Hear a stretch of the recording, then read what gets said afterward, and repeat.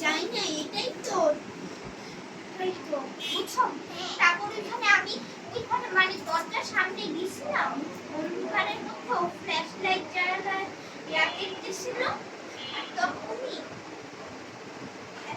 আমার ওইখানে স্লিপার ছিল না, হ্যাঁ স্লিপারের এই বডিটা ওখানে ছিল, নড়ে গেছিল। আমি ভাবছি যে ওরা মনে হয় ধাক্কা ধুক্কা লেগে নড়তে পারে না, ওদের ধাক্কা লেগে। তারপর মানে সব শেষ হয়েছে ওদের দেখা। তারপর আমরা মানে ড্রয়িং রুমে এসে মাঠে বসছি, তখনই একজন বলতেছে যে